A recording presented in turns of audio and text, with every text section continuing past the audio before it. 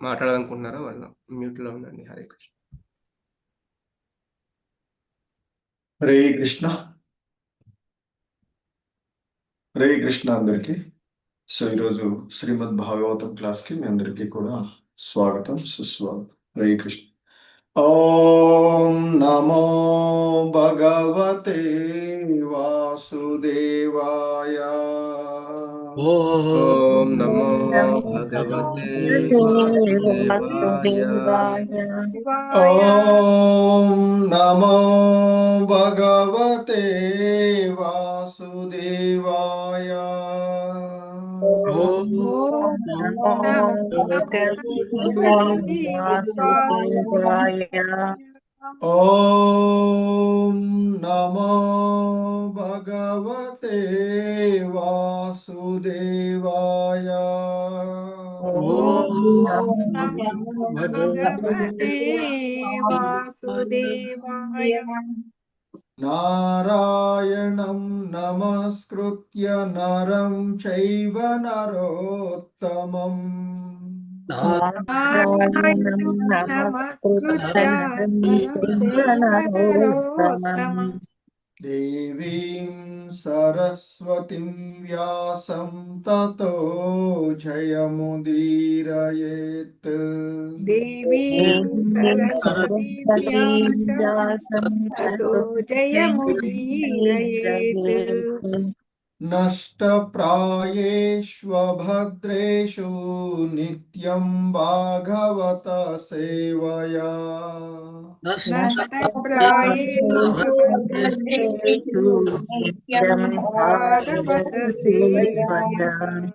భగవతి ఉత్తమ శ్లోకే భక్తిర్భవతి నైష్టికీ.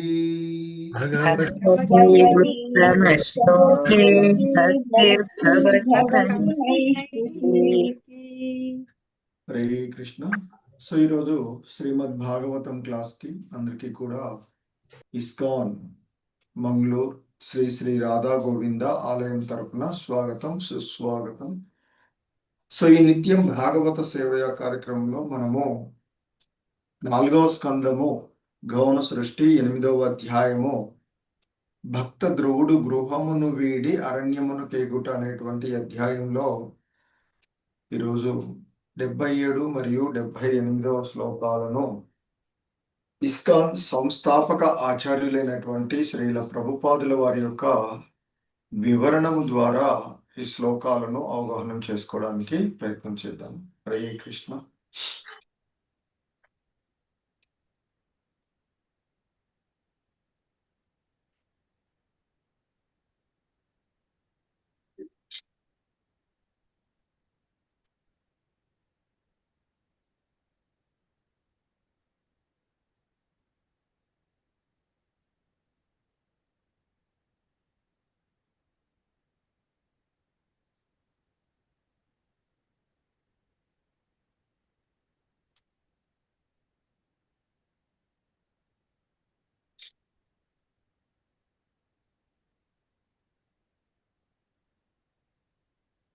హరే కృష్ణ. ప్రభు స్క్రీన్ వస్తుంది కదా? వస్తుంది.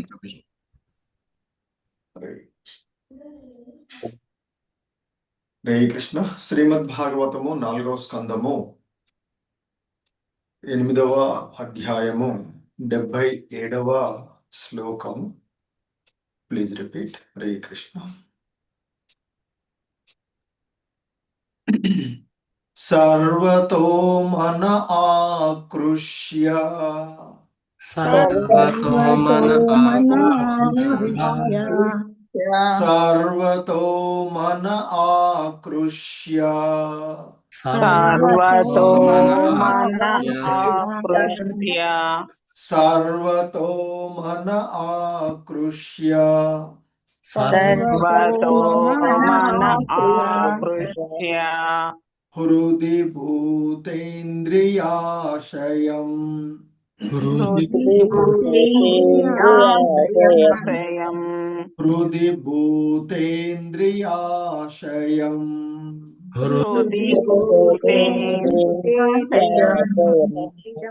హృది భూతేంద్రియాశయం హృదీభూతేంద్రియాశయం ధ్యాయన్ భగవతో రూపం భగవతో రూపం ధ్యాయన్ భగవతో రూపం భగవతో రూపం ధ్యాయన్ భగవతో రూపం భగవతో రూపం నాద్రాక్షీత్ కించనాపరం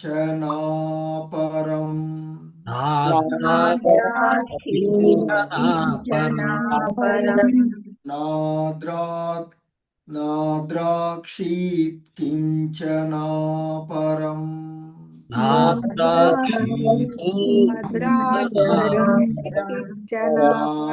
నాద్రాక్షీత్ కించనాపరం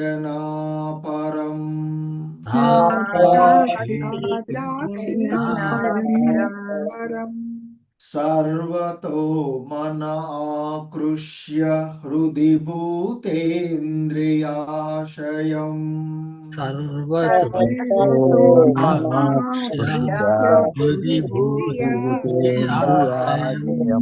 సర్వతో మన ఆకృష్య హృది భూతేంద్రియాశయం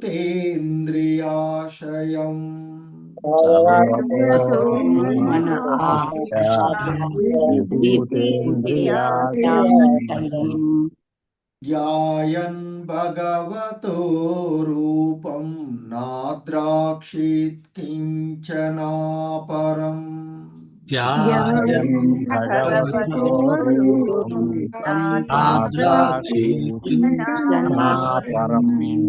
ధ్యాయన్ భగవతో రూపం నాద్రాక్షీత్ కించనాపరం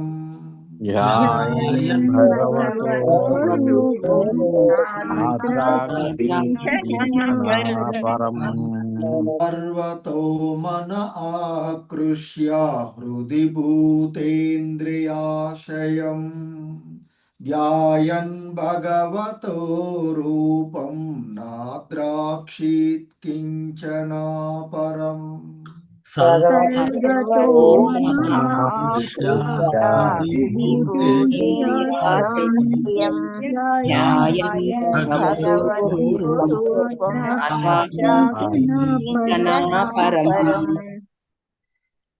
శ్రీ కృష్ణ వెంకట నరసింహదాసు ప్రభు భారతి మాత. హరే కృష్ణ ప్రభుజీ. సర్వతో మన కృష్య హృది భూతేంద్రియాశయం ధ్యాయన్ భగవతో రూపం నాద్రాక్షీత్ కించనాపరం. హరే కృష్ణ ప్రభుజీ. హరే కృష్ణ ప్రభుజీ ప్రణామం. సర్వతో మన ఆకృష్య హృది భూతేంద్రియాశయం ధ్యాయన్ భగవతో రూపం నాద్రాక్షిత్ కించనాపరం. ధన్యవాదాలు ప్రభు. హరే కృష్ణ బాల సరస్వతి మాతాజీ శశికళ మాతాజీ. హరే కృష్ణ ప్రభుజీ ప్రణామాలు. సర్వతో మన ఆకృష్య హృది భూతేంద్రియాశయం ధ్యాయన్ భగవతో రూపం నాపరం. ధన్యవాదాలు. హరే కృష్ణ ప్రభుజీ. సర్వతో మన ఆకృష్య హృది భూతేంద్రియాశయం ధ్యాయన్ భగవతో రూపం నాద్రాక్షింతి కించనాపరం. హరే కృష్ణ శ్రీనివాస సేవిక మాతాజీ జయప్రద మాతాజీ. హరే కృష్ణ ప్రభుజీ ప్రణామాలు ప్రభుజీ. సర్వతో మన ఆకృష్య హృది భూతేంద్రియాశయం ధ్యాయన్ భగవతో రూపం నాద్రాక్షించనాపరం. ధన్యవాదాలు. హరే కృష్ణ ప్రభు ప్రణామాలు. సర్వతో మన ఆకృష్య హృది భూతేంద్రియాశయం ధ్యాయన్ భగవతో రూపం నాద్రాక్షీత్ కించనాపరం. హరే కృష్ణ. హరే కృష్ణ ధన్యవాదాలు. శ్రీకృష్ణ ఈ శ్లోకంలో ఉన్నటువంటి పదాల యొక్క అర్థాలు భావం చూద్దాము. హరే కృష్ణ. సర్వతః సర్వతః అన్ని విధములా అన్ని విధములా మనః మనః మనసు మనస్సు ఆకృష్య ఆకృష్య లగ్నపరచి లగ్నపరచి హృది హృది హృదయమున హృదయమున భూత ఇంద్రియ ఆశయం ఇంద్రియ ఆశయం ఇంద్రియములకు ఇంద్రియార్థములకు ఆశ్రయస్థానమగు ధ్యాయన్ ధ్యానించెను భగవతః భగవానుని రూపం రూపమును న అద్రాక్షీత్ గాంచగా కించన దేనిని అపరం అన్యమగు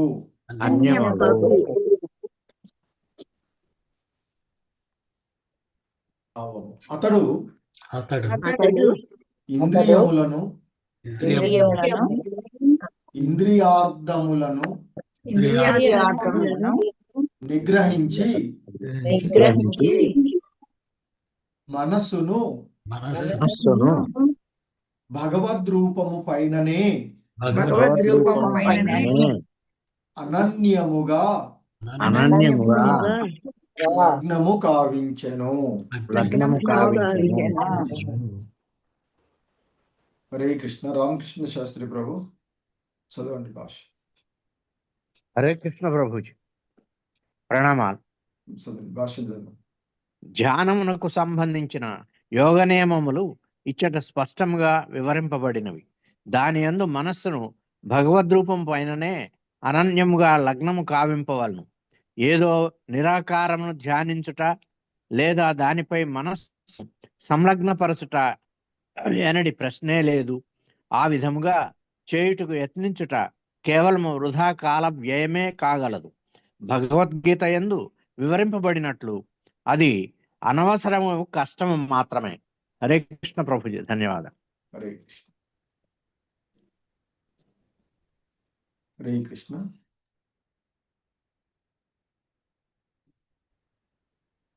శ్రీమద్ భాగవతము 4వ స్కందము 8వ అధ్యాయము 78వ శ్లోకము. హరే కృష్ణ.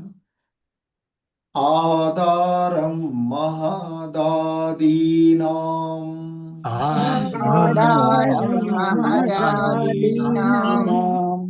ఆధారం మహదాదీనాం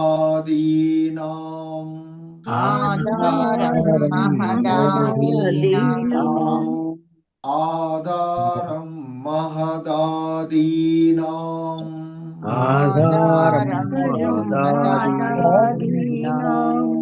ప్రధాన పురుషేశ్వరం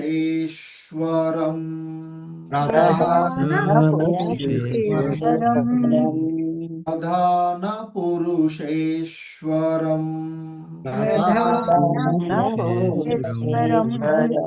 ప్రధాన పురుషేశ్వరం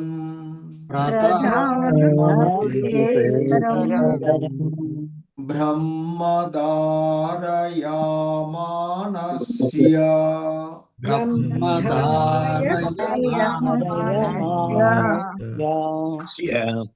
బ్రహ్మధారయామానస్య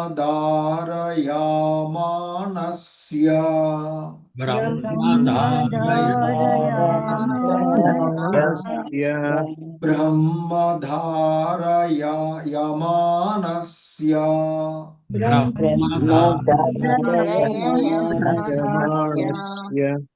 త్రయో లోకాచ్చ కంపిరే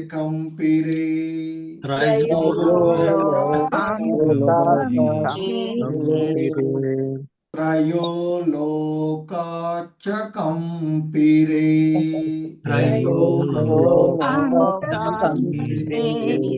త్రయో లోకాచ్చ కంపిరే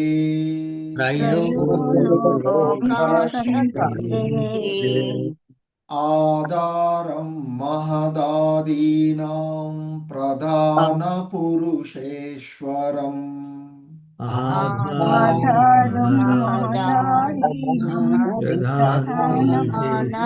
పురుషేశ్వరం ఆధారం మహదాదీనాం ప్రధాన పురుషేశ్వరం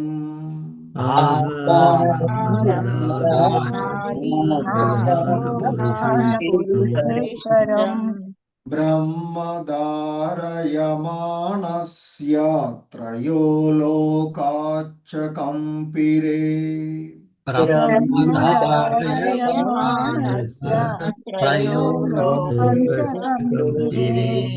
బ్రహ్మధారయమాణస్య త్రయో లోకాచ్చ కంపిరే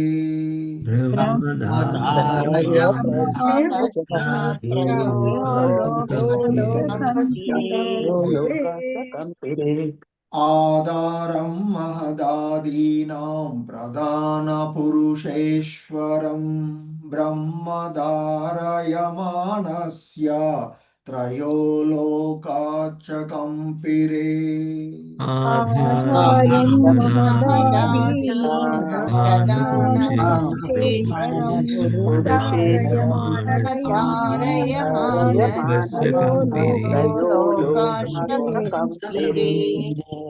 కోటేశ్వరి మాతాజీ, విశాలవతి మాతాజీ. కోటేశ్వరి మాతాజీ, హరే కృష్ణ. విశాలవతి మాత చదవండి ఈలో. హరే కృష్ణ ప్రభుజీ. ఆధారం మహదాదీనాం ప్రధాన పురుషేశ్వరం బ్రహ్మధారయమాణస్య త్రయో లోకాంచ కంపిరే. హరే కృష్ణ ప్రభుజీ, ధన్యవాదాలు. వైఎస్ లక్ష్మీ మాతాజీ, మాధవి నీలప్ మాతాజీ. హరే కృష్ణ ప్రభుజీ, ప్రణామాలు ప్రభుజీ. ఆధారం మహదాదీనాం ప్రధాన పురుషేశ్వరం బ్రహ్మధారయమానస్య త్రయో లోకాస్య కంపిరే. హరే కృష్ణ ప్రభుజీ. హరే కృష్ణ ప్రభు. ఆధారం మహదాదీనాం ప్రధాన పురుషేశ్వరం బ్రహ్మధారయమాణస్య త్రయో లోకాస్య కంపిరే. హరే కృష్ణ ప్రభు. శ్రీలత ధన్యవాదాలు. మాతాజీ, సూర్యప్రకాశరావు ప్రభు. హరే కృష్ణ ప్రభుజీ, ప్రణామాలు ప్రభుజీ. ఆధారం మహదాదీనాం ప్రధాన పురుషేశ్వరం బ్రహ్మధారయమానస్య త్రయో లోకాస్య కంపిరే. హరే కృష్ణ ప్రభుజీ, ధన్యవాదాలు ప్రభుజీ. హరే కృష్ణ ప్రభుజీ, ప్రణామాలు. ఆధారం మహదాదీనం ప్రధాన పురుషేశ్వరం బ్రహ్మధారయమాణస్య త్రయో లోకాచ్చ కంపిరే. ధన్యవాదాలు ప్రభు. రామనారాయణ చౌదరి ప్రభు, విశాల్ వసంతబాయి మాతాజీ. హరే కృష్ణ ప్రభుజీ, దండవత్ ప్రణాం. ఆధారం మహాదాదీనం ప్రధాన పురుషేశ్వరం బ్రహ్మధారయమాణస్య త్రయో లోకశ్చ కంపిరే. హరే కృష్ణ ప్రభు. హరే కృష్ణ ప్రభుజీ, ప్రణామాలు. ఆధారం మహదాదీనాం ప్రధాన పురుషేశ్వరం బ్రహ్మధారయమానస్య త్రయో లోకాచ్చ కంపిరే. హరే కృష్ణ ప్రభుజీ. హరే కృష్ణ. లక్ష్మీ మాతాజీ, చంద్రవతి మాతాజీ. హరే కృష్ణ ప్రభుజీ.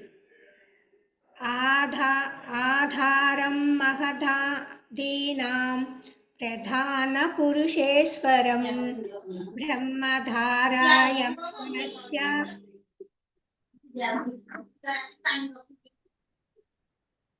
హరే కృష్ణ. ఓకే, ఈ హరే శ్లోకంలో కృష్ణ ఉన్నటువంటి ప్రభుజీ.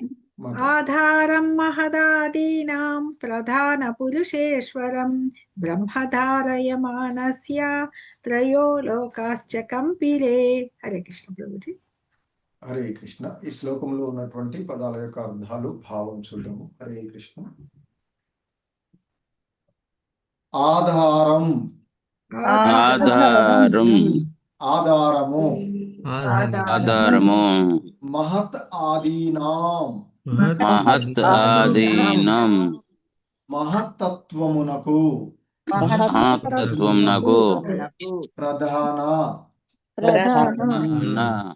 ప్రధానుడు ప్రధానుడు పురుష ఈశ్వరం సమస్త జీవులకు ప్రభువు బ్రహ్మ పరబ్రహ్మము ధారయమానస్య హృదయమున గైకొని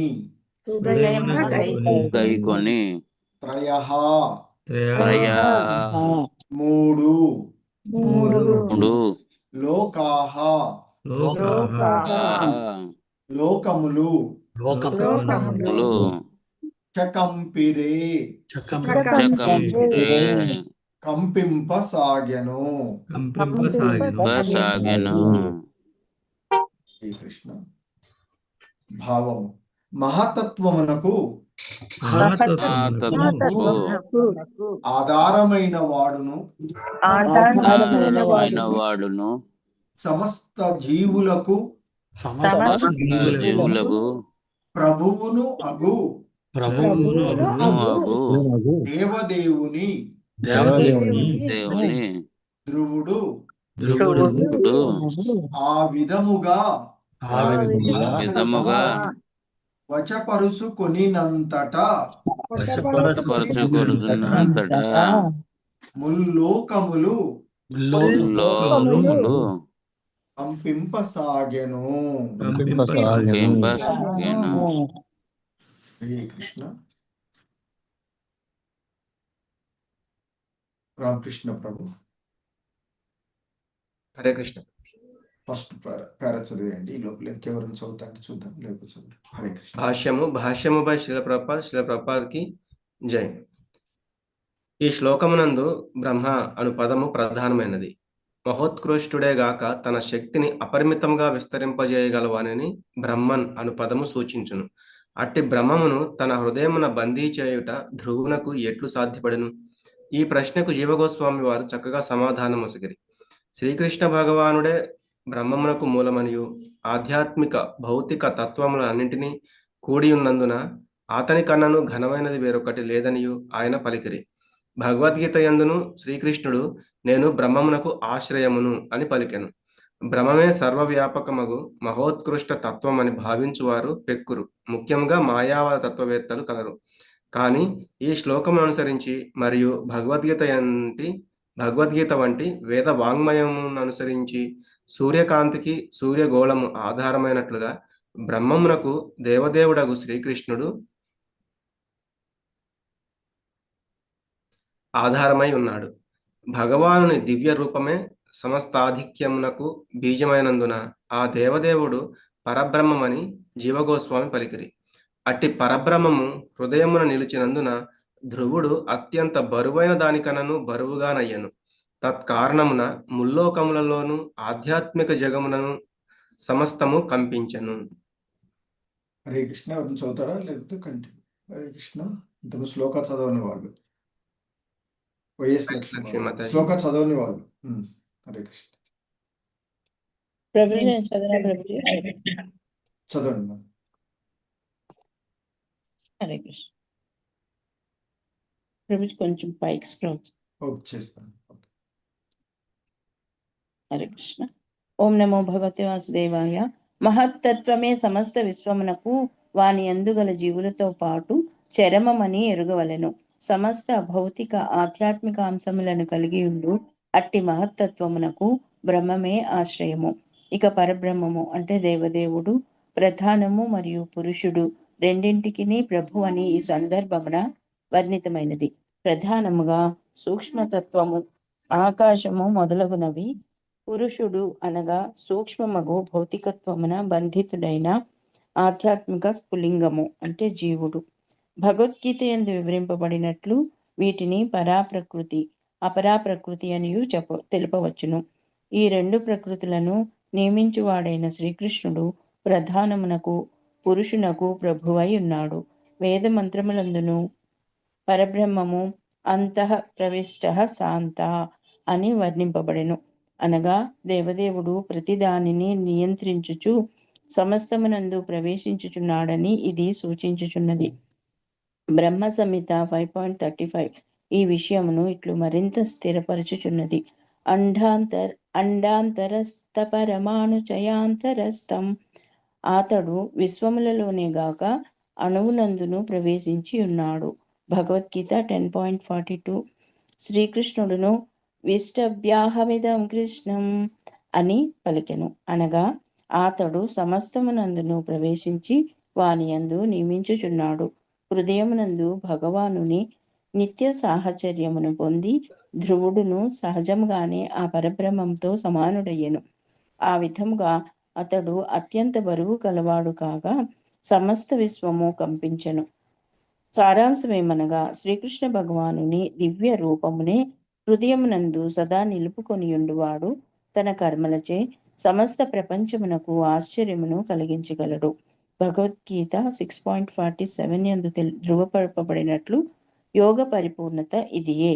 యోగినామపి సర్వేషాం శ్రీకృష్ణునే హృదయమునందు సదా తలపోయుచు అతని ప్రేమపూర్వక సేవయందు నెలకొనడి భక్తి యోగి యోగులందరిలోనూ అత్యుత్తముడు. సామాన్యులకు యోగులు అష్టసిద్ధులని తెలియబడు అద్భుతమగు కార్యములను ప్రదర్శించినను విశుద్ధ భక్తుడు మాత్రము ఆ సిద్ధులను అతిశయించి సమస్త విశ్వమును కంపింపజేయు కార్యములను నిరించును. హరే కృష్ణ ప్రభుజీ, ధన్యవాదాలు. హరే కృష్ణ. సో ఇది ఈరోజు ఈ శ్లోకం నాకు శ్రీల ప్రభుపాదుల వారి యొక్క వివరణము. హరే కృష్ణ. ఓం జ్ఞానతిమిరాంధస్య జ్ఞానాంజనశలాకయా చక్షుర్మిలితం యేన తస్మై శ్రీ గురవే నమః. శ్రీ చైతన్య మనోభీష్టం స్థాపితం యేన భూతలే స్వయం రూపః కదా మహ్యం దదాతి స్వపదాంతికం. వందేహం శ్రీగురో శ్రీయుతపదకమలం శ్రీగురూన్ వైష్ణవాంశ. శ్రీరూపం సాగ్రజాతం సహగణ రఘునాథాన్వితం తం సజీవం సాద్వైతం సావధూతం పరిజన సహితం కృష్ణ చైతన్యదేవం. శ్రీరాధా కృష్ణ పాదాన్ సహగణ లలితా శ్రీ విశాఖాన్వితాంశ. నమో విష్ణుపాదాయ కృష్ణ ప్రేష్టాయ భూతలే శ్రీమతే భక్తి వేదాంత స్వామినితి నామిని. నమస్తే సారస్వతే దేవే గౌరవాణి ప్రచారిణి నిర్విశేష శూన్యవాది పాశ్చాత్యదేశ తారిణి. జయ శ్రీ కృష్ణ చైతన్య ప్రభు నిత్యానంద శ్రీ అద్వైత గదాధర శ్రీవాసాది గౌర భక్త వృంద. హరే కృష్ణ కృష్ణ కృష్ణ హరే హరే, హరే రామ రామ రామ హరే హరే. హరే కృష్ణ. సో మనము ఈ శ్రీమద్ భాగవతము 4వ స్కందము 8వ అధ్యాయము అయినటువంటి భక్త ధ్రువుడు గృహమును వీడి వెలుట అనేటువంటి అధ్యాయంలో సో ధ్రువుడు అరణ్యమునకు ఏగి తన గురువు అయినటువంటి దేవర్షి నారదుడు అతడికి ఉపదేశించినటువంటి విధానంలో ఆ భక్తి యోగమును అతడు కొనసాగించినటువంటి విషయాన్ని మనము చూస్తూ ఉన్నటువంటిది. సో ఈ క్రమంలోనే ఆయన మొదటగా అంటే యమున నదిలో స్నానం ఆచరించి తన గురువు చెప్పిన విధంగా భక్తి యోగంలో నిమగ్నమయ్యి ఆ యోగ విధానంలో ఆయన ఒక్కొక్క మాసంలో ఒక్కొక్క రకంగా అంటే క్రమముగా ఈ భౌతికమైనటువంటి విషయాలకు దూరంగా అతీతుడై హృదయమునందు ఆ భగవంతుణ్ణి నిరంతరము ఉంచుకొని అతడు ఆ భగవంతునికి అన్యంగా ఇంకేది కూడా ఆలోచించకుండా తన యొక్క భక్తి విధానంలో నెలకొన్నటువంటి విషయాన్ని మనము ఇక్కడ చూస్తూ ఉన్నటువంటి. అతడు తొలి మాసంలో దేహ పోషణార్థమై 3 రోజులకు ఒక్కమారు మాత్రమే కేవలం పండ్లను చిన్న కాయలను తింటూ, 2వ మాసంలో కేవలం 6 రోజులకు ఒక్కమారు ఎండుటాకులను తృణమును భుజించి, ఆ తదుపరి 4వ మాసంలో ఆయన మరి ప్రాణాయామంలో నిష్ణాతుడై 12 రోజులకు ఒక్కసారి వాయువును మాత్రమే తీసుకుంటూ, 5వ మాసంలో శ్వాసను పూర్ణంగా నిగ్రహించి స్తంభం వలె చలనం లేకుండా వంటికాలిపై నిలబడినటువంటి ఆ విషయాన్ని మనం పూర్వం చూసాం. ఇక ఆ విధంగా ఆయన వంటికాలిపై నిలబడి మనసును పూర్తిగా ఆ పరబ్రహ్మంపై లగ్నం గావించినటువంటి అతడు ఇంకా మైత్రేయ ముని చెప్తూ ఉన్నారు, సర్వతో మన ఆకృష్య హృది భూతేంద్రియాశయం ధ్యాయన్ భగవతో రూపం నాద్రాక్షిత్ కించనా పరం. సర్వతః అంటే అన్ని విధములుగా కూడా ఆయన యొక్క మనసుని లగ్నపరచి, ఎవరిపైన అంటే ఆ హృదయములో ఉండేటువంటి హృదయాన్ని, అంటే మన హృదయస్థ పరమాత్ముడైనటువంటి ఆ పరబ్రహ్మం. ఎటువంటి పరబ్రహ్మం అంటే ఇక్కడ చెప్తున్నారు, ఆశయం భూత ఇంద్రియ. సో ఆ భూతాలు ఏవైతే ఉన్నాయో ఈ భూతాలకు, ఇంద్రియాలకు, ఇంద్రియ విషయాలకు ఆశ్రయ స్థానమైనటువంటి ఆ భగవంతుణ్ణి అతడు ధ్యానించాడు. ఆ భగవంతుని యొక్క రూపాన్ని హృదయంలో ఏర్పరచుకొని ఆయన్నే అతడు పూర్తిగా ఆ ఇంద్రియాలన్నింటినీ కూడా, ఇంద్రియాలను, ఇంద్రియ అర్ధ విషయాలను, ఇంద్రియ విషయాలు ఏదైతే ఉన్నాయో వాటన్నిటినీ కూడా పరిపూర్ణంగా నిగ్రహించి మనస్సును భగవద్రూపంపైనే అనన్యముగా లగ్నం చేశారు. అంటే ఆ భగవంతుడు తప్ప మరేది కూడా అతనికి హృదయంలో లేకుండా అతడు, అంటే ఏ విషయాన్ని పైన కూడా అతడు ఇక ఆలోచించకుండా, భగవంతుడు తప్ప మరొకటి ఏది లేదు అనేటువంటి విధంగా అతడు ఆ యోగంలో నిమగ్నమయ్యాడు. సో ఇక్కడ అంటే ముఖ్యంగా మనకి శ్రీల ప్రభుపాదులు వారు చెప్తూ ఉన్నటువంటి విషయంలో ఆ ధ్యానానికి సంబంధించినటువంటి యోగ నియమాలన్నీ కూడా ఇక్కడ చెప్పబడినవి. అంటే ఏ విధంగా మనం ధ్యానం చెయ్యాలి, ఆ భక్తి యోగంలో నిమగ్నమయ్యేటువంటి విషయాలలో గురించి చెప్తూ ఉన్నటువంటి. ఎందుకంటే భగవద్గీతలో అర్జునుడు అడిగినటువంటి సాకార నిరాకారవాదులలో ఎవరు అనేటువంటి దానికి చాలా చక్కగా వివరించినటువంటి దాని ప్రకారంగా మనకి ధ్యానము అనేటువంటిది ఒక భగవంతుని యొక్క సాకార రూపం పైనే చేయాలి, అంతే తప్ప ఏదో నిరాకారం పైనో లేదా శూన్యంలో ధ్యానం చేయడం కాదు అనేటువంటి విషయాన్ని మరొకసారి ఇక్కడ చెప్పబడింది. అందుకే శ్రీల ప్రభుపాదులు వారు అంటున్నారు, ధ్యానం అంటే నిరాకారాన్ని ధ్యానించటం కాదు, లేదా ఏదో మనస్సుని ఎక్కడో శూన్యంలోనూ ఏదో సంలగ్నం చేసుకుని ఉండడం అనేది కాదు. మనసును నిరంతరము ఆ భగవంతుని యొక్క పాదపద్మాల ఎడ ఆశ్రయితులై, ఆ పాదపద్మాలను ఆశ్రయించి, సో ఆ భగవంతుని యొక్క రూపం పైనే ధ్యానం చెయ్యాలి. అలా చేయని ధ్యానం ఏదైనా కూడా వృధా కాల వ్యయమే అవుతుంది తప్ప అది ఏ విధంగానూ అంటే చాలా కష్టంతో కూడుకున్నటువంటిది అని చెప్తారు. చివరికి ఆ విధంగా చేసేటువంటి వాళ్ళు కూడా చివరికి మళ్ళీ సర్వము వాసుదేవమయము అనే తెలుసుకునేటువంటి స్థితి వరకు చాలా పడుతుంది. కానీ సరళమైనటువంటి విషయం ఏంటంటే భగవంతుని యొక్క పాదపద్మాలను ఆశ్రయించి ఆ భగవంతుని యొక్క భక్తియుత సేవలో నిమగ్నం అవ్వడమే సరళతరమైనటువంటి విషయము అనేటువంటిది మనకి భగవద్గీతలో కూడా సాక్షాత్తు ఆ భగవంతుడే తన భక్తుడు మిత్రుడు అయినటువంటి అర్జునుడికి చెప్పినటువంటి విషయాన్ని మనకి ఇక్కడ గుర్తు చేస్తూ ఉన్నాడు భగవద్గీతలో మనం చూసినటువంటి. సో ఈ విధంగా మరి ఆ ధ్రువుడు ఇంకా చెప్తున్నారు మైత్రేయుడు విదురుడితో, ఆధారం మహదాదీనాం ప్రధాన పురుషేశ్వరం. మరి ఎవరిపైన ఆ ధ్రువుడు ధ్యానం చేస్తూ ఉన్నాడు అనేటువంటి దాని గురించి ఇక్కడ మాట్లాడుతూ ఉంటే, మరి ఎవరట? ఇప్పుడు ఇంతకుముందు ఏం చెప్పారు శ్లోకంలో చెప్పినటువంటిది? సమస్త ఇంద్రియాలకు ఇంద్రియార్థాలకు స్థానమైనటువంటి ఆ భగవంతుని రూపాన్నే తప్ప అన్యమేది లేకుండా ఆయన ధ్యానం చేసినటువంటిది యోగ. మరి ఇంకా చెప్తున్నారు, ఆయన ధ్యానం చేస్తున్నటువంటి ఆ పరమాత్ముడు, ఆ పరబ్రహ్మం.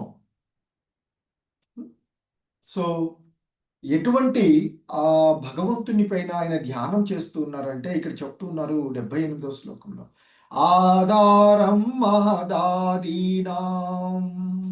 ఈ మహత్తత్వం మొత్తానికి కూడా ఆధారభూతమైనటువంటి ఆ భగవంతుణ్ణి ఆశ్రయించినటువంటి విషయం చెప్తున్నారు.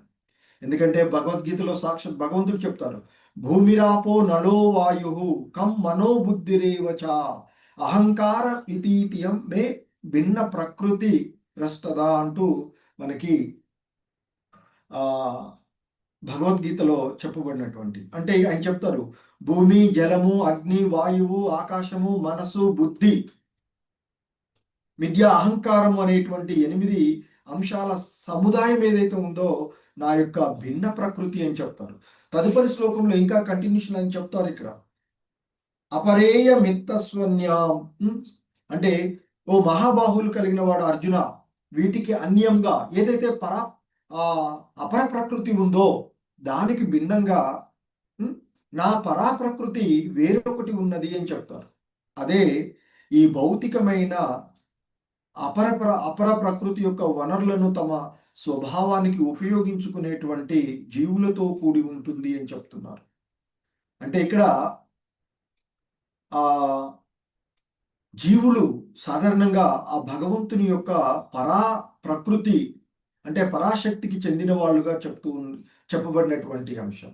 సో ఇక్కడ ధ్రువుడు కూడా ఆ భగవంతుని సో ప్రకృతి చెందినటువంటి భగవంతుని యొక్క అంశగా ఆ భగవంతుని హృదయంలో ఉన్నటువంటి పరమాత్మునే తను పైన సంపూర్ణంగా ధ్యానం చేస్తూ ఉన్నటువంటి అంశం. మరి ఇక్కడ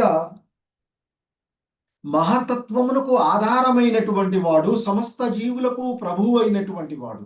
సో అందుకే మనకి భూమిరాపో నలోవాయులు మహతత్వానికి, అందుకే మనకి శ్రీల ప్రభుపాదుల వారు కూడా చెప్తారు, ఆ భగవంతుని యొక్క వివిధ శక్తుల యొక్క విశ్లేషణ చేస్తూ ఉన్నటువంటి ఆయన పురుష అవతారాలలో భగవంతుని యొక్క శక్తే ప్రకృతిగా మనకి చెప్పబడుతూ ఉన్నటువంటిది. అందుకే భౌతిక ఈ సృష్టి కొరకే శ్రీకృష్ణ భగవానుల వారి యొక్క ఒక్క ప్రధాన అంశము నుండి 3 విష్ణువులు వచ్చేటువంటి అంశాన్ని మనం అక్కడ ప్రభుపాదుల వారి భాష్యంలో చెప్తారు. భగవద్గీత భాష్యంలో మహావిష్ణువు మహతత్వంగా తెలియబడేటువంటి సంపూర్ణమైనటువంటి భౌతిక శక్తిని సృష్టించేటువంటిది. రెండవది గర్భోదకశాయి విష్ణువు, అన్ని విశ్వాలలోనికి ప్రవేశించి ప్రతిదానిని వ్యక్తీకరించేటువంటి వాడు ఆ గర్భోదకశాయి విష్ణువు. మూడవదైనటువంటి క్షీరోదకశాయి విష్ణు రూపము అన్ని విశ్వాలలోనికి సర్వవ్యాపకంగా ఆ పరమాత్మునిగా తెలియబడేటువంటి వాడు. అతడు అణువులోనూ పరమాణువులోనూ ప్రతి జీవులోనూ ఉండేటువంటి. సో ఈ 3 విష్ణువులను గురించి ఎవడైతే తెలుసుకుంటాడో వాడే భవబంధ విముక్తుడవుతారు అని చెప్తారు మనకి అక్కడ. సో ఇక్కడ ముఖ్యంగా మరి ఆ ధ్రువుడు ధ్యానం చేస్తూ ఉన్నటువంటి ఎవరిపైన ధ్యానం చేస్తున్నారు, ఎవరిని అంటే ఇక్కడ చెప్తున్నారు, మహతత్వమునకు ఆధారమైనటువంటి వాడును సమస్త జీవులకు ప్రభువు అయినటువంటి ఆ దేవదేవుడిని బ్రహ్మధారయమానస్య త్రయోలోకాన్ చకంపిరే. సో ఆ విధంగా ఈ మహతత్వానికి ఆధారమైనటువంటి వాడు, సమస్త జీవులకు ప్రభువు అయినటువంటి వాడు అయిన ఆ పరబ్రహ్మమును, బ్రహ్మ అంటే ఇక్కడ పరబ్రహ్మం, దారయమానస్య మరి అటువంటి అంటే ఈ మొత్తానికి మూలాధారమైనటువంటి ఇంతకుముందు చెప్పుకున్నట్లుగా మహతత్వంగా తెలియబడేటువంటి సంపూర్ణమైనటువంటి భౌతిక శక్తి అన్ని విశ్వాలలోనికి ప్రవేశించి వ్యక్తీకరించేటువంటి మరి సర్వవ్యాపకమైనటువంటి ఆ పరబ్రహ్మం. సో ఆ పరమాత్ముని మరి అతడు వశపరుచుకొని సో మరి ఆ విధంగా ఎప్పుడైతే సర్వవ్యాపకమైనటువంటి ఆ బ్రహ్మ మహోత్కృష్టుడైనటువంటి మరి ఆ బ్రహ్మాన్ అనేటువంటి పదం ఇక్కడ వాడుతుంది అని చెప్తున్నారు శ్రీల ప్రభుపాదుల వారు. మరి అటువంటి బ్రహ్మమును, ఆ పరబ్రహ్మమును, ఆ పరమాత్మను తన హృదయమునందు బందీ చేయడం వల్ల సమస్తము వ్యాపించి ఉన్నటువంటి అతన్ని బందీ చేయడం అనేటువంటిది ఇక్కడ ధ్రువుడికి జరిగినటువంటి విషయం. మరి సర్వము వ్యాపించేటువంటి వాడు అంటున్నారు. అటువంటి సర్వము వ్యాపించున్నటువంటి ఆ ధ్రువుడిని బ్రహ్మమును ధ్రువుడు ఒక చిన్న అంటే భగవంతుని యొక్క అంశాలుగా చూసినప్పుడు చాలా సూక్ష్మమైనటువంటి అటువంటి ధ్రువుడు ఎలా బంధించగలడు అనేటువంటి ప్రశ్న రావచ్చు. అది ఎలా సాధ్యమైంది? ఎందుకంటే మరి ముల్లోకాలను అతని యొక్క ధ్యానం వల్ల కంపింపసాగాయి అని చెప్తున్నారు మీరు ఇక్కడ. మరి అంటే ఇక్కడ మైత్రేయ చెప్తున్నారు. అంటే దాని అర్థం ఏంటి అంటే ఇక్కడ చెప్తున్నటువంటిది శ్రీకృష్ణ భగవానుడే బ్రహ్మమునకు మూలము. అదే విషయాన్ని ఆయన చెప్తారు, భగవద్గీతలో కూడా చెప్తారు. నేనే బ్రహ్మమునకు ఆశ్రయమము అని చెప్తారు. మరి ఆ బ్రహ్మమే సర్వవ్యాపకమైనటువంటి మహోత్కృష్టమైనటువంటి తత్వము అనేటువంటి వాళ్ళుగా కొంతమంది చెప్తారు, మాయావాదులు చెప్పేటువంటి విషయాన్ని చెప్తున్నారు. కానీ ఇక్కడ మరి ఈ సూర్యకాంతి ఏదైతే బ్రహ్మంగా భౌతిక బ్రహ్మ జ్యోతిగా చెప్పబడేటువంటి ఏదైతే ఉందో దాన్ని మాయావాదులు అదే సర్వము అని చెప్తుంటారు. కానీ ఈ మరి సూర్యకాంతి వస్తుందంటే సూర్యగోళం ఉంటేనే కదా సూర్యకాంతి వస్తుంది. అంటే ఈ బ్రహ్మజ్యోతి ఉన్నది అంటే ఆ జ్యోతిని ఇచ్చేటువంటి భగవానుడు, పరమాత్మ భగవానుడు ఉండాలి అనేటువంటిది మనకి చెప్పబడుతూ ఉన్నటువంటి విషయం. సో కాబట్టి మరి ఎలాగైతే సూర్యకాంతికి సూర్యగోళం ఆధారమైనట్లుగానే ఆ బ్రహ్మమునకు దేవదేవుడైనటువంటి శ్రీకృష్ణుడే ఆధారమై ఉన్నటువంటిది. మరి అటువంటి ఆ భగవానుని దివ్య రూపము సమస్త ఆదిత్యమునకు బీజమైనటువంటి ఆ దేవదేవుడు పరబ్రహ్మమని జీవగోస్వాముల వారు చెప్పబడినటువంటి అటువంటి ఆ దేవదేవుడు పరబ్రహ్మమును మరి హృదయమునందు ఆ ధ్రువుడు బంధించి వేయడం వల్ల మరి ఇక్కడ ఈ అంటే ఇక్కడ చెప్పబడుతున్నటువంటి ఆ హృదయంలో ఆయన నిలిచినందున ఆ ధ్రువుడు, ఎందుకంటే సమస్తానికి ఆధారభూతమైనటువంటి ఆ భగవంతుణ్ణి తన హృదయంలో నిలుపుకున్నటువంటి కారణంగా, ఇక ఆయన తప్ప అన్యమేదీ లేకుండా అనన్యంగా భగవంతుణ్ణి తన హృదయంలో నిలుపుకున్నటువంటి కారణంగా ముల్లోకాలలోనూ ఆధ్యాత్మిక జగత్తునను, ఎందుకంటే అపర ప్రకృతి పరాప్రకృతి రెండు కూడా భగవంతుని వల్లనే సాధ్యమైనటువంటి. సో అటువంటి ఆ భగవంతుణ్ణి ధ్రువుడు తన హృదయంలో బంధించేసేయడం వల్ల అటు ఆధ్యాత్మిక భౌతికమైనటువంటి అన్ని కూడా కంపించి వేసాగినటువంటి విషయాన్ని ఇక్కడ చెప్పబడుతూ ఉన్నటువంటిది. ఎందుకంటే అక్కడ ఇంకా మనకి భాగవతంలో కూడా చెప్పబడుతూ ఉంటుంది. సో శ్రీకృష్ణ భగవాన్ని అంటే ఓ పరమనిత్యుడా, మొత్తానికి ఆధారమైనటువంటి ఈ దేహదారులైనటువంటి జీవులు నీలాగైన నిత్యులు సర్వవ్యాపకులు అయితే నీ ఆధీనంలో ఉండబోరు, కానీ వారు నీ యొక్క సూక్ష్మ శక్తులుగా భావించబడితే వెంటనే నీ పరమ ఆధీనంలోకి వస్తారు అని చెప్తూ ఉంటుంటారు. అందుకే నిజమైనటువంటి ముక్తి అనేటువంటిది నీ ఆధీనత శరణాగతులను చేస్తూ ఉంటుంది అని చెప్తారు. ఇక్కడ ఆయన శరణాగతి చేసుకోవడం వల్ల ఆ భక్తవత్సలుడైనటువంటి, ఇక్కడ ఇంకొక అంశం చెప్తూ ఉంటారు మనకి, ఆ భగవంతుడు ఈ భక్తుల యొక్క భక్తులకు మనం ఏంటి, కృష్ణుడు అంటే ఏంటి, సర్వ ఆకర్షకుడు, సర్వాన్ని ఆకర్షించగలిగేటువంటి వాడు, మదన మోహనుడుగా చెప్పబడేటువంటి ఆ కృష్ణుడు. కానీ ఆయన ఎవరిని సో రాధారాణి ఆయన యొక్క ఆహ్లాదిని శక్తి అయినటువంటి అంటే భక్తి. సో భక్తికి ఆయన ఆ రాధాకు ఆయన ఆకర్షించడం. రాధారాణి ఏమంటాం, మదన మోహన మోహిని అని చెప్తాం.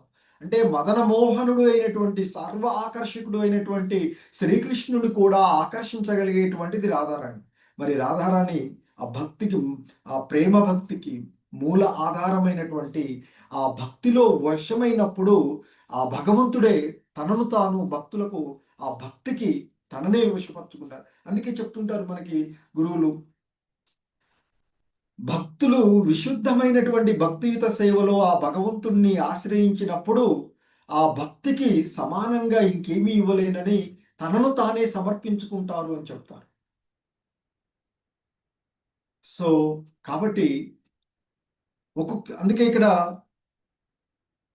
చాలా విషయాల్లో తన భగవంతుడి విషయాలు మనం ఎన్నో ఉదాహరణలు చూస్తాం. భగవంతుడు తన విషయంలో తను సహించగలుగుతాడు, కానీ తన భక్తులకు జరిగేటువంటి అపరాధాల్లో సహించలేరు అని చెప్తారు. అలాగే తను ఇచ్చినటువంటి మాటనైనా తప్పుతారు, కానీ తన భక్తుల యొక్క మాటకు ఆయన కట్టుబడి ఉండేటువంటిది. సో అదే చూస్తాము మహాభారత యుద్ధంలో భీష్ముడి యొక్క ప్రతిజ్ఞ కొరకు తను ఇచ్చినటువంటి మాటను కూడా వదిలివేసినటువంటిది. సో అలాగే ఆయన మరి ఇక్కడ తన భక్తుల కోసం ఏదైనా చేయడానికి ఆయన సిద్ధంగా ఉండేటువంటిది. సో ఇప్పుడు మరి ధ్రువుడు ఆ విధంగా పరమ భక్తి అంటే ఆ దేవదేవుడిని, ఆ పరబ్రహ్మంను, ప్రధానమైనటువంటి రెండింటికి కూడా, పరబ్రహ్మానికి, ప్రధానానికి మరియు పురుషుడు రెండింటికి కూడా ప్రభు అయినటువంటి దేవదేవుడుని ఆయన ఇక్కడ తన హృదయంలో నిలుపుకున్నటువంటి కారణంగా ఎందుకంటే ఆయనే పరాప్రకృతికి అపరప్రకృతికి మూలమైనటువంటి వాడు కనుక ఆ రెండింటిని నియమించేటువంటి వాడు, తన ఆధీనంలో ఉండేటువంటి వాడు శ్రీకృష్ణుడే ప్రధానమైనటువంటి వాడు కనుక మరి ఆ పరబ్రహ్మము. సో ఇక్కడ శ్రీల ప్రభుపాదులు వారు అంత ప్రవిష్ట శాస్త్ర అని వర్ణించబడినటువంటి, అంటే వేద మంత్రములందు ఆ దేవదేవుడు ప్రతిదానిని నియంత్రించేటువంటి వాడు, సమస్తము ఆయన ఆధీనంలోనే ఉన్నటువంటిది. సో అలాగే మనకి బ్రహ్మ సంహితలో కూడా చెప్పబడినటువంటి విషయాన్ని, అతడు ఈ విశ్వాలలోనే గాక అణువణువునందున ప్రవేశించి ఉన్నాడు. సో కనుక సమస్త విశ్వమును వ్యాపించి ఉన్నటువంటి వాడు ధ్రువుడి యొక్క హృదయంలో కూడా ఉన్నటువంటి వాడే కనుక ఆ హృదయంలో ఆయన పరిపూర్ణంగా ఇది అయి ఉండడం వల్ల ఆ ధ్రువుడు ఆ భగవంతుని తన హృదయంలో పూర్తిగా నిలుపుకున్నటువంటి కారణంగానే అతడు ఎంతో బరువైనటువంటి వాడుగా ఈ భూమిని అంటే భౌతిక ఆధ్యాత్మికమైనటువంటి వాటిని కంపించే విధంగా అతడు మరి ఆయన యొక్క భక్తి అంటే ఆ ధ్యానము ఆ విధంగా అయినది అనేటువంటి చెప్తున్నారు. ఎందుకంటే మరి ఇంకా భగవద్గీతలోనే మనకి చెప్పబడినట్లుగా ఆ సమస్తమునందు ప్రవేశించి వానిని నియమించుచున్నవాడు అని చెప్తారు ఆయన. మనకి ప్రతి దానిలోనికి నేను ప్రవేశించి ప్రధాన్ని నియమించేవాడిని నేనే అంటూ భగవద్గీతలో కూడా చెప్పబడినట్లుగా. సో కాబట్టి మరి ఆ హృదయమునందు ఆ విధంగా చెప్పబడినటువంటి ఆ దేవదేవుడైనటువంటి శ్రీకృష్ణ భగవానుడు శ్రీకృష్ణుడే. ఎందుకంటే ఆ 10వ అధ్యాయంలోని 42వ శ్లోకంలో మరి చెప్పబడినట్లుగా ఆయన భగవంతు లాస్ట్ లో చెప్పారు. మనకి 10వ అధ్యాయం 42వ శ్లోకంలో చివరి అంతా, ఎందుకంటే ఆ భగవద్గీత యొక్క విభూతులన్నింటినీ కూడా అర్జునుడు అడిగిన కారణంగా నిన్ను ఏ ఏ రూపాలలో ఈ భౌతిక జగత్తులో చూచు అంటే ఆ భగవద్ విభూతులన్నింటినీ కూడా ఏ విధంగా ఆ భగవంతుడు ఈ భౌతిక జగత్తులో ఉన్నటువంటి విషయాన్ని చెప్తూ చివరిగా చెప్తారు, అథవ బహునైతేన కిం జ్ఞాతేన తవార్జున విష్టభ్యహమిదం కృత్స్ననం ఏకాంశేన స్థితో జగత్ అంటూ చెప్తారు. ఓ అర్జున, ఈ సమస్తమైన జ్ఞానం యొక్క అవసరమేమున్నది?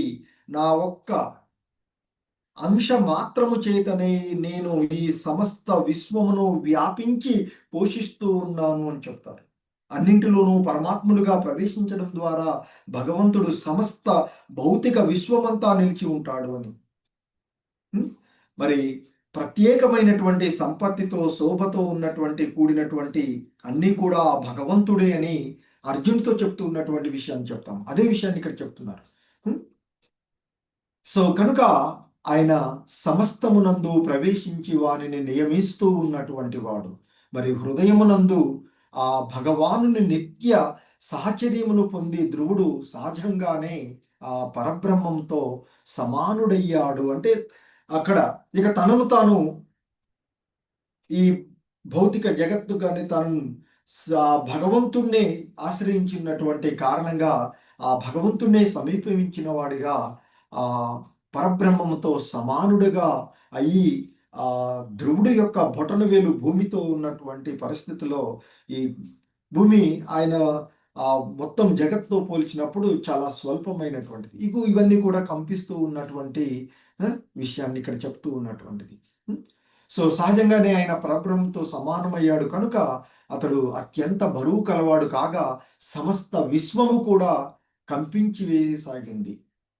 సో కాబట్టి ఏంటంటే ఇక్కడ సారాంశంగా చెప్తున్నారు చివరికి శ్రీల ప్రభుపాదులు వారు చెప్తారు, శ్రీకృష్ణ భగవానుని యొక్క దివ్య రూపమునే హృదయమునందు సదా నిలుపుకొని ఉన్నటువంటి వాడు తన కర్మల చేత సమస్తమును సమస్త ప్రపంచానికి అతడు ఆశ్చర్యమును కలిగించగలడు అంటూ చెప్పబడినటువంటి విషయాన్ని గుర్తు చేస్తూ ఉన్నారు. ఎందుకంటే భగవద్గీత ధ్యానయోగం, ఆత్మ సంయమ యోగం చివరి శ్లోకంలో చెప్తూ ఉంటారు, యోగినామపి సర్వేషాం మద్గతే నాంతరాత్మన శ్రద్ధావాన్ భజతే యో మాం సమే యుక్త తమోమతః అంటూ చెప్తారు. అత్యంత శ్రద్ధతో సర్వదా నాయందే కట్టుబడి ఉండేవాడు. అర్జునుతో చెప్తారు భగవద్గీతలో, యోగినామపి సర్వేషాం మద్గతే నాంతరాత్మన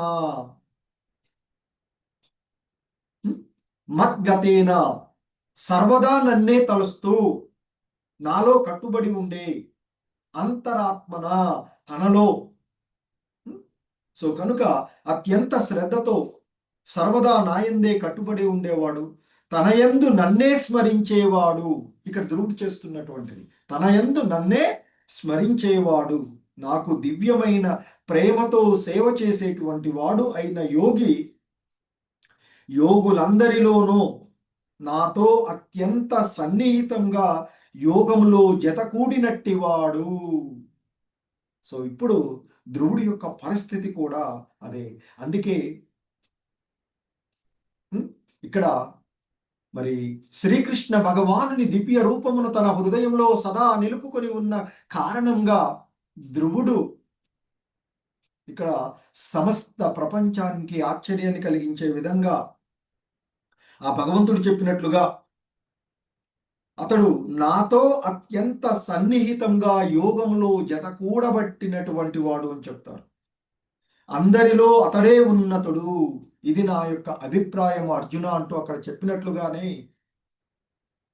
మరి శ్రీకృష్ణుని హృదయమునందు సదా తలపోయిచు అతన్ని ప్రేమపూర్వక సేవయందు నెలకొని ఉన్నటువంటి ఆ భక్తి యోగి ఇక్కడ ధ్రువుడు అత్యుత్తముడుగా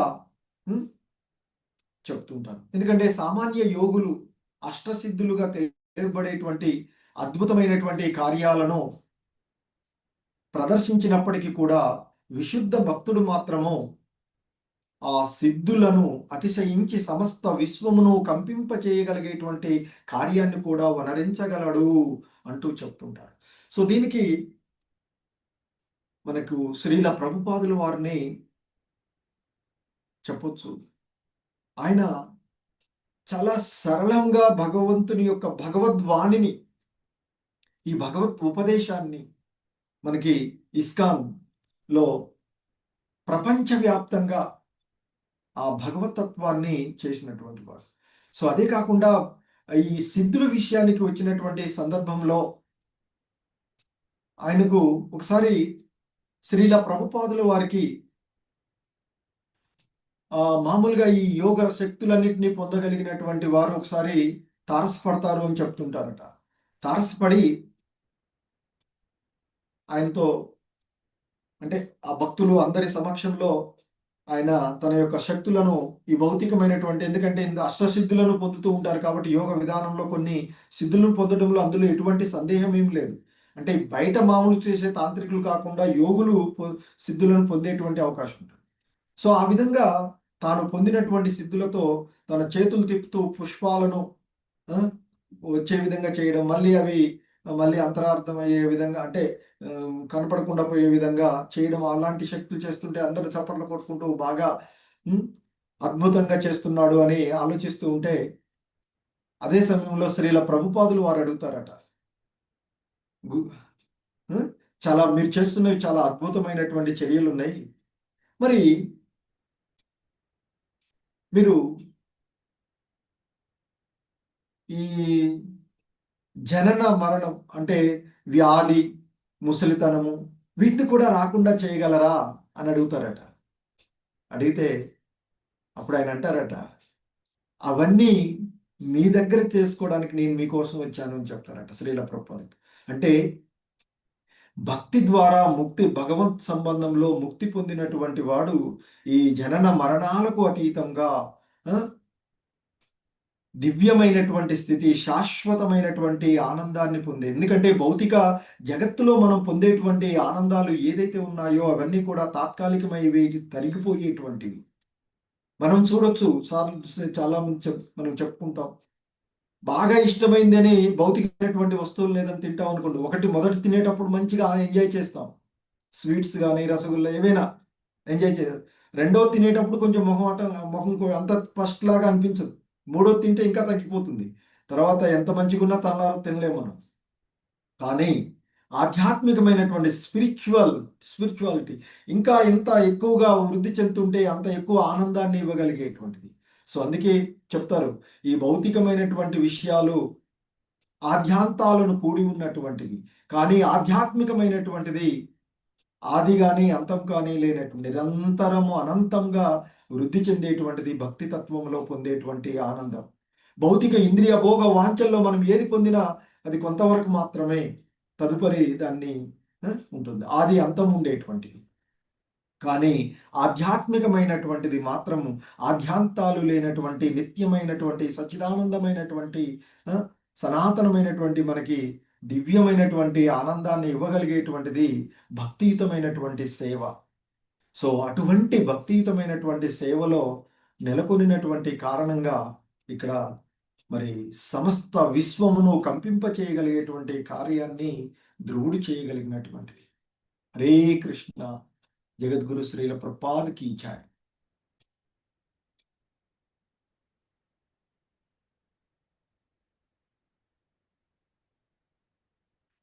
हरे कृष्णा. प्रभु जी, माता जी.